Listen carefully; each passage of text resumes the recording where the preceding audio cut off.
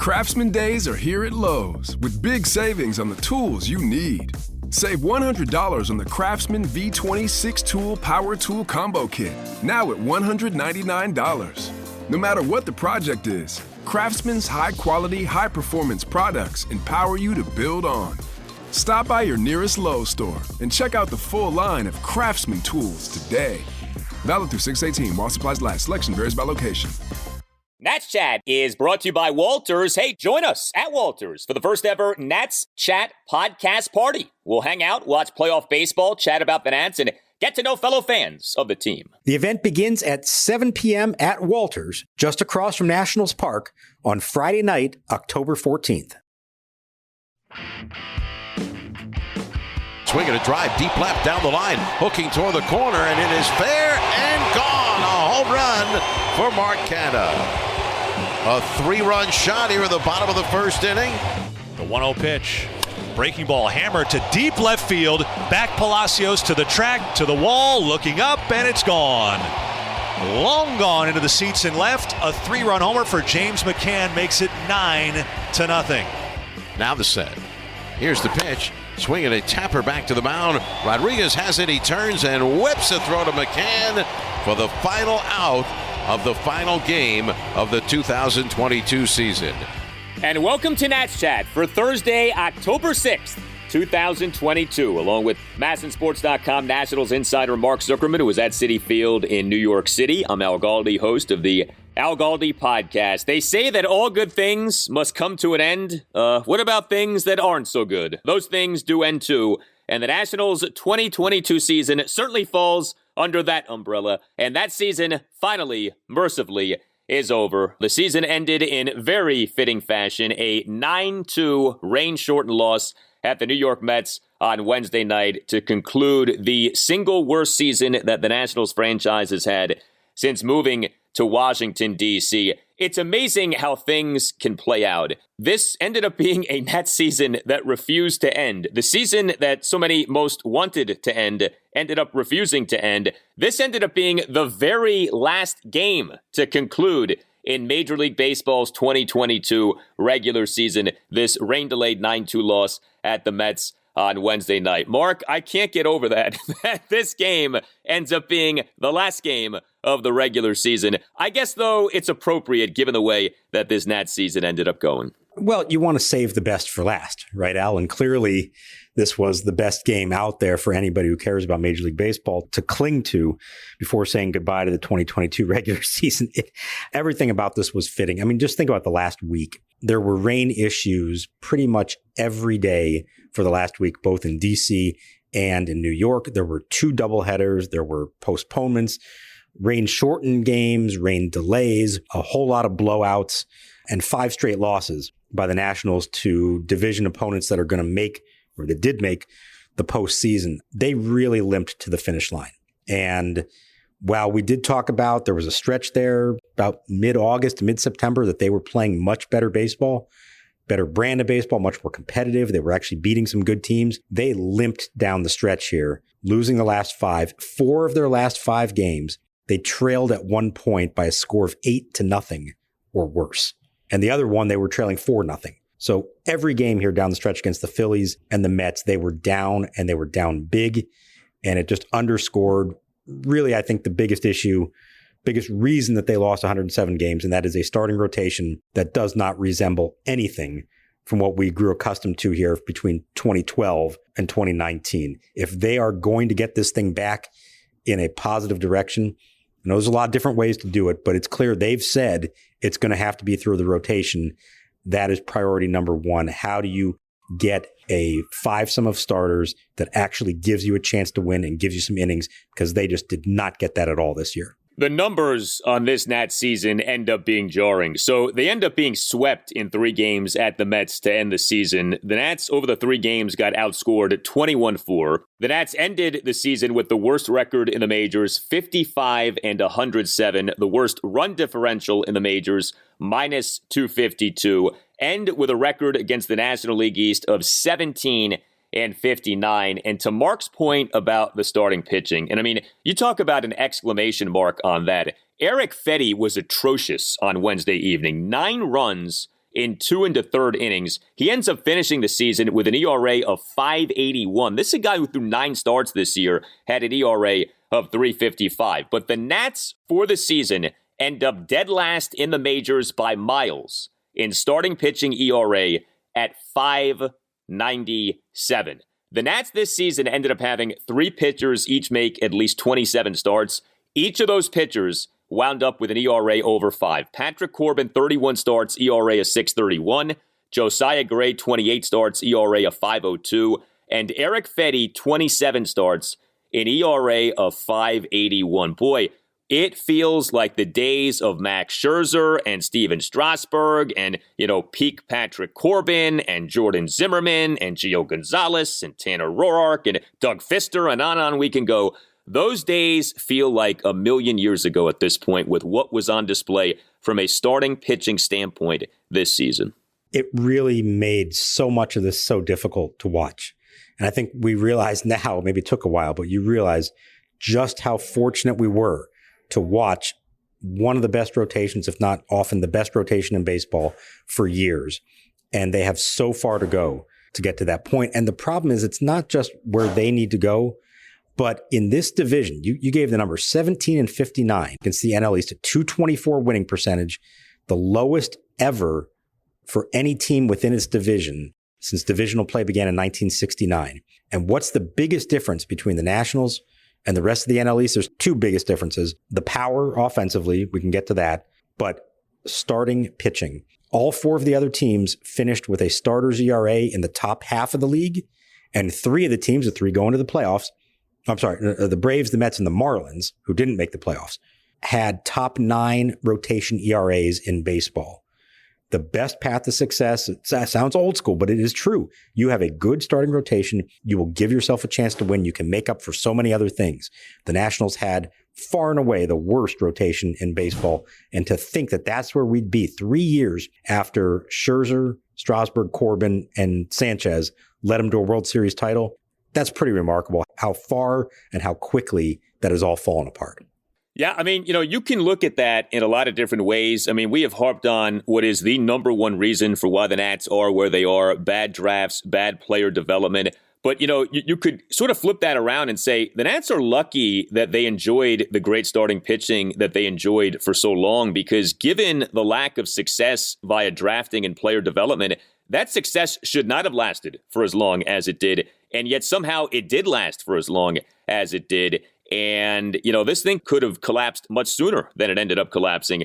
Thankfully, did not. The Nats finished this season dead last in the majors in Fangraphs all-encompassing base running stat, base running runs. The Nats finished this season dead last in the National League in home runs. The Nats finished this season next to last in the majors in defensive runs saved. I mean, on and on we can go. When we were kids, our mommies told us, if you have nothing nice to say, don't say anything. There really isn't much nice to say about this Nats team this season, although we can say this. And how about this for irony? The Nats finished this season with the number 15 relief pitching ERA in the majors at 3.84. The Nats bullpen this season ended up being one of the team's better bullpens since the franchise came to D.C. And of course, you think about all of the very good Nats teams that had shaky, if not bad, bullpens, right? You think about especially like 2017 and the 2019 World Series championship team, and that this Nats team, this atrocious Nats team, actually ended up having a pretty good bullpen. And it's kind of funny with this season-ending loss at the Mets, you actually saw that bullpen on display. Fedde was woeful, but you saw good stuff from Erasmo Ramirez and Hunter Harvey and Kyle Finnegan. And so isn't that bizarre that this perpetual weakness for the Nats actually was a strength in this oh-so-terrible season for the Nats? Yeah, and I'll take it even a step farther. You gave the total numbers. You said, 15th in the league in the end. I looked at them over their last 77 games. That's almost half a season. The bullpen had a 3.16 ERA, 6th best in the majors, a 1.182 whip. That's good as well. And that's over basically 3 months of the season. Now, the best part of this, if you believe in the possibility that they could sustain this, Kyle Finnegan, Carl Edwards Jr., Hunter Harvey, Mason Thompson, Andres Machado, Jordan Weems, all under club control, all should be back next year. They could also re-sign Erasmo Ramirez. He's probably the one free agent that they could make a quick attempt to try to re-sign like they've done with some others in the past after he had a phenomenal year. He had the most innings in the majors, in the National League among all relievers, over 80, and had an ERA of about 2.5 in those relief outings. You put that all together, that was a huge saving grace for them. And it does make you think, if they just got halfway decent starting pitching, not even great starting pitching, if they could just get 5 innings every night and keep their team in the game, that bullpen was actually good enough to help them win a lot of games. And so I don't know if that's sustainable, if you can say they're all going to come back next year and they're all going to be great, but that's a lot of names, a lot of guys who pitched really well over a long stretch that for the first time in forever, you can go into the offseason and say they don't really need to do much bullpen-wise. Maybe you need a lefty, although turns out they did all right even without a lefty in there. That is a shocking development in an otherwise miserable season. It is. It's also, though, the portion of a team that is the most volatile, right? The bullpen. And so it's really nice what Nats relievers did this season. I don't know what that means for next season. It may not mean much. I mean, we just don't know. These relievers are so fickle. They are so year to year. But yeah, I mean, with Erasmo Ramirez, I don't think it's hyperbole to say he just had one of the best seasons that any Nationals reliever has had. The overall final numbers for Erasmo, 86 and a third innings in ERA of 2.92. Now, he did put some guys on base. He's not some supreme strikeout pitcher. So again, what does this mean for next year with this guy? I have no idea. But in terms of run prevention and volume of work, that is a really nice season, a sub-3 ERA and 86 into third innings. How often these days do relievers throw more than 65 innings, let alone 86 into third innings over the course of a season? And stayed healthy through it all. And I know he didn't pitch a whole lot of times in high leverage spots, but he had his decent share. There were times when things were going well that he would pitch, say, the 6th or the 7th inning in a big game, or, get it out of a jam that a starter got into earlier on. He was their emergency starter at times. I mean, he can give you 3 or 4 innings if needed. It's such a valuable role to have. And it's a little backwards here, but I mean, if you think about guys like Erasmo Ramirez, Paolo Espino, Corey Abbott, you could try to squeeze 4 or 5 innings out of them as a starter. But as we've seen, if you just get 2 innings from them, maybe even 3, they can be very effective. And maybe there is some kind of path, along with those other more traditional relievers, to put them all together. And it allows you maybe not to need as much out of your rotation. Maybe, like I said, 5 innings is enough. Even less than 5 is enough if you have enough of those relievers that can give you multiple innings in some cases. I'll be interested to see how they build that going into next year, because they've got some good late inning, one inning kind of relievers, but they also have these guys who are good for 2 or even 3. More than that, they get into trouble.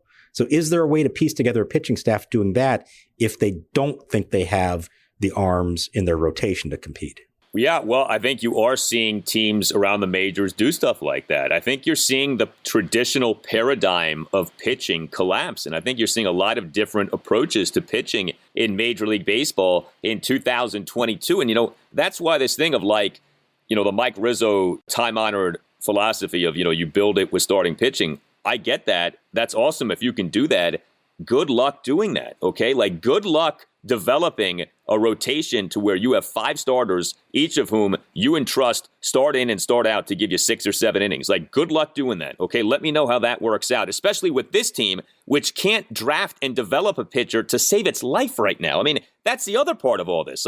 Even if you somehow felt like you maybe could do that, this is not the team to be mounting that horse given the track record of the last, 7, 8, 9 years now. So I do think you have to be open to other things. I don't think you can just, say it has to be the way that it was, from 2012 through 2019. That was wonderful. That also is a dying being, how the Nats did that for that long. And especially with the frequency of starting pitcher injuries, and boy, have we experienced that with this team in recent years.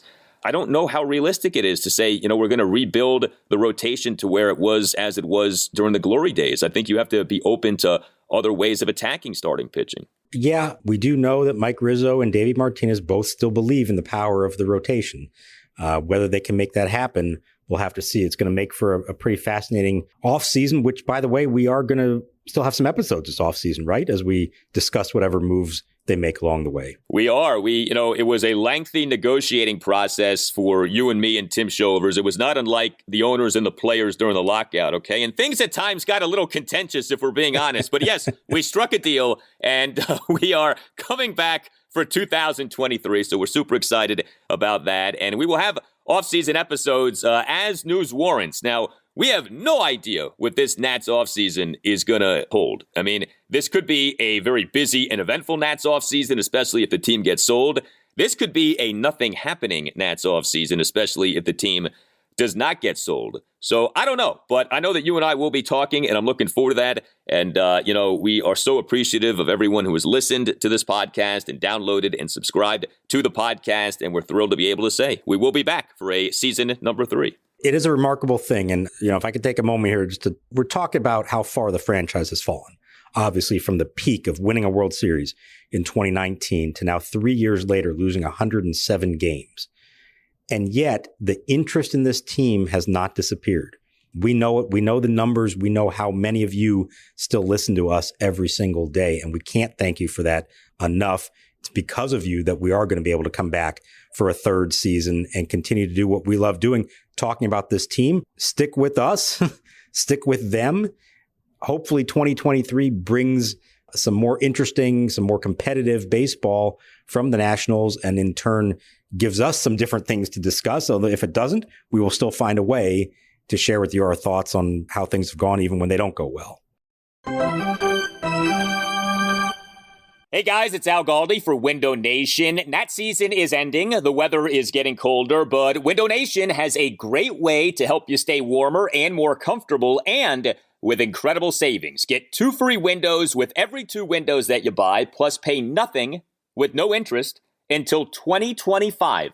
Visit windownation.com or call 866-90-NATION and tell Window Nation that Al Galdi sent you. If you act now, you can get your new Window Nation windows installed before the holidays. Window Nation windows will keep you warmer, will reduce energy costs, and will add to the value of your home. Take advantage of this special offer. 2 free windows with every 2 windows that you buy, plus pay nothing with no interest until 2025. That's a deferred payment that impresses even the learners. Visit windownation.com or call 866-90-NATION and tell Window Nation that Al Galdi sent you. That's windownation.com or call 866-90-NATION and tell Window Nation that Al Galdi sent you.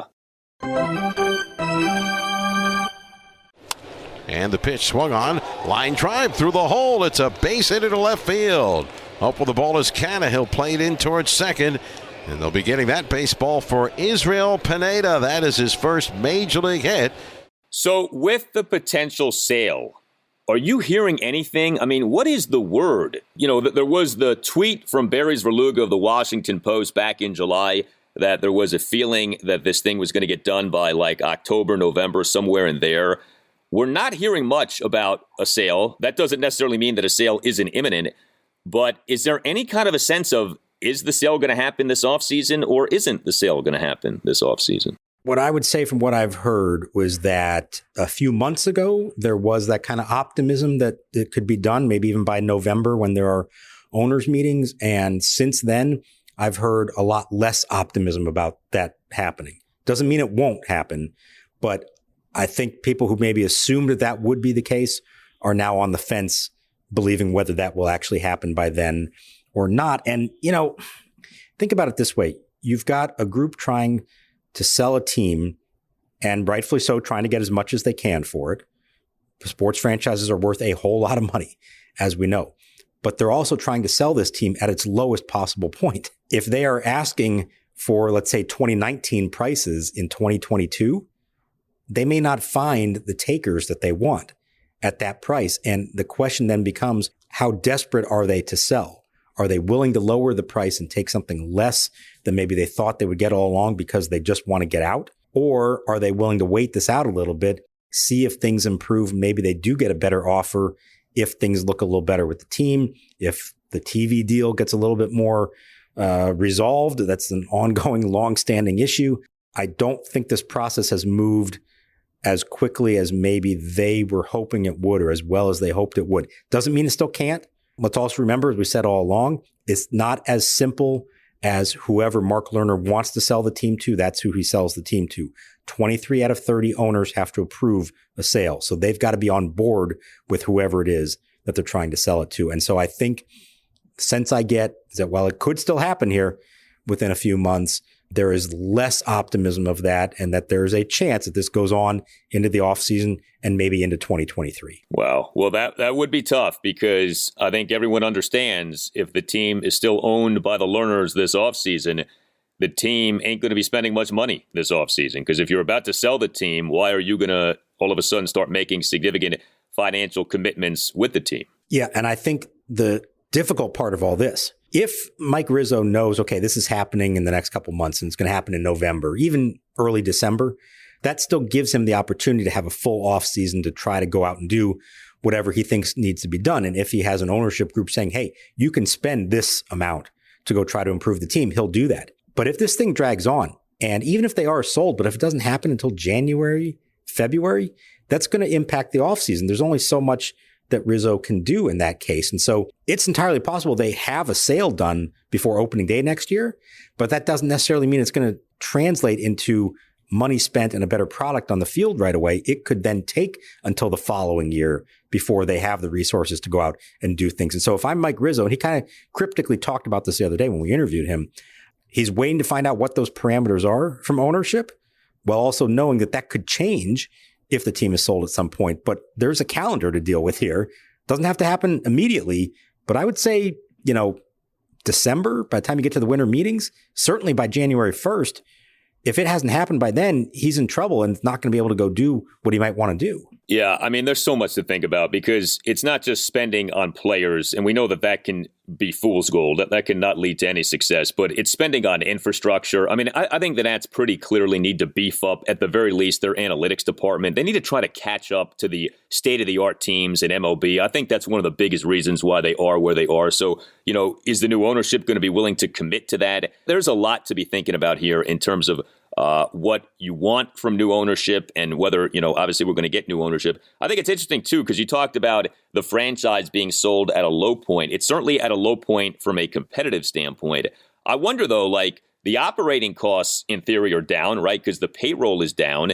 If you're buying the team, you're kind of buying this blank canvas with which you can kind of do as you so please.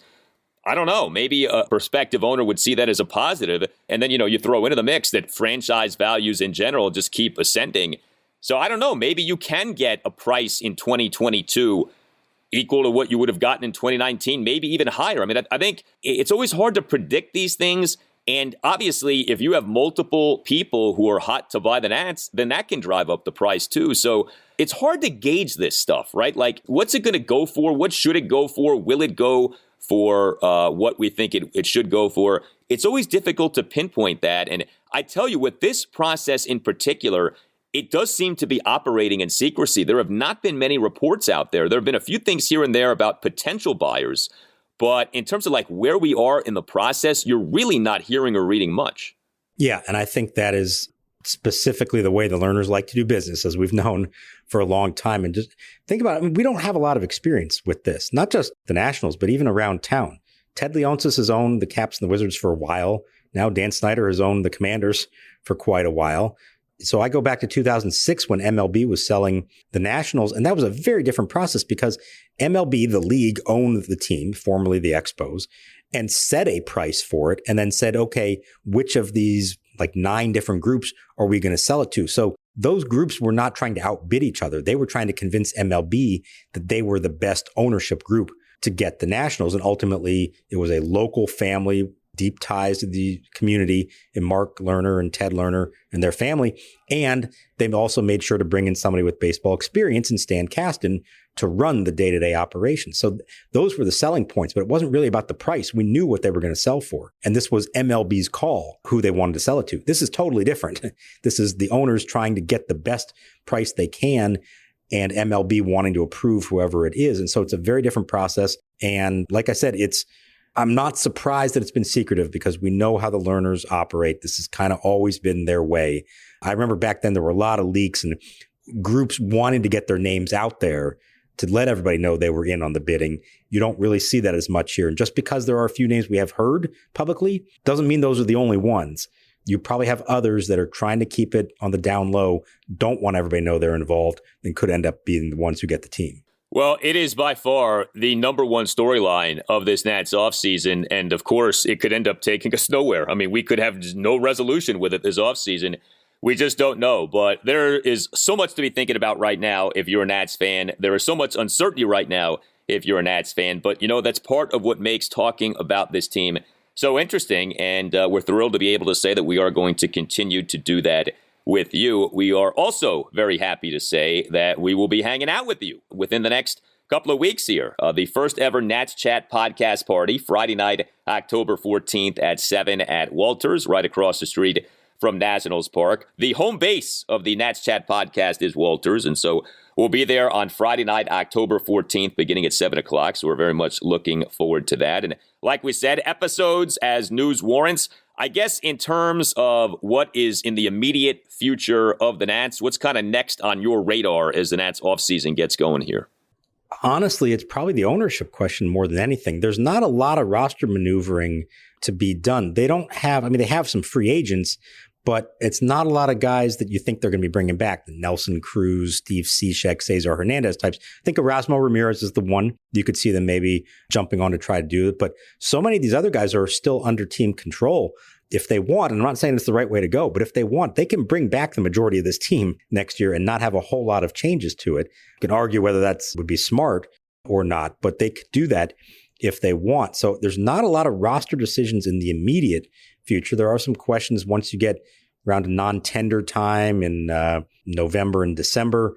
There will be a winter meetings for the first time in 3 years. It'll be the first one since the 2019 winter meetings after the World Series, going back to San Diego. What kind of marching orders do they have at that point? Sometimes you would think, okay, there could be coaching changes. Well, Davey Martinez made it clear the other day that there won't be coaching changes. If we were to believe him, nothing's going to happen on that front. There's nobody in line for a big extension, anything like that. So it feels like it could be pretty quiet here for a while. Now, that's probably the worst thing, is just to assume that it's going to be all quiet, because that's when something breaks we're not expecting. But I do feel like a lot of people in the organization are just waiting for this big shoe to drop. What happens with ownership? And then what are the ramifications for that? Because it could have a ton of ramifications, not just on the field, but a lot of people who work for the team are very much waiting to see how this goes, because it could impact them directly. But if that doesn't happen in the next month or two, this is going to drag on, and they're going to have to proceed with the offseason as though nothing has changed.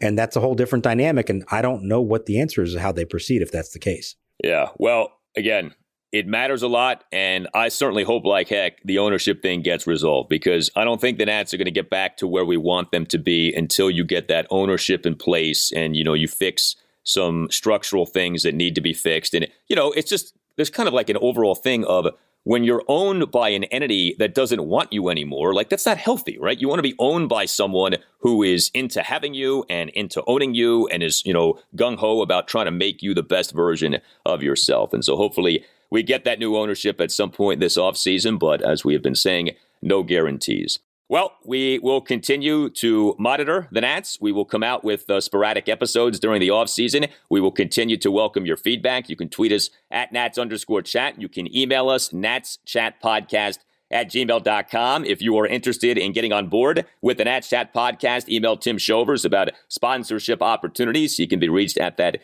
email address, natschatpodcast@gmail.com. You can find us on Instagram at Nats Chat Podcast. You can get yourself a Nats Chat Podcast t-shirt by going to natschatpodcast.square.site. All Nationals radio highlights on Nats Chat are courtesy of 106.7 The Fan. So, for Mark Zuckerman, for Tim Shovers, I'm Al Galdi. Thank you very much for listening to the Nats Chat Podcast, and we will see you at Walters Friday night, October 14th, 7 o'clock, for the first ever Nats Chat Podcast Party. 2 balls, 2 strikes, 2 on, 2 outs. Here it comes. Swinging a high fly ball, right center field deep. Pache going back to the warning track, at the wall, looking up, and it's gone! It's gone! And this game is over! The legend of Joey Meneses has another chapter. Nationals win their first walk-off of the season. It's 7-5 as they mob Meneses crossing home plate. His first career walk-off homer. A 3-run shot just over the wall in right center field. And the Nationals celebrate their first walk-off in 2022, courtesy of Joey Meneses. Wow!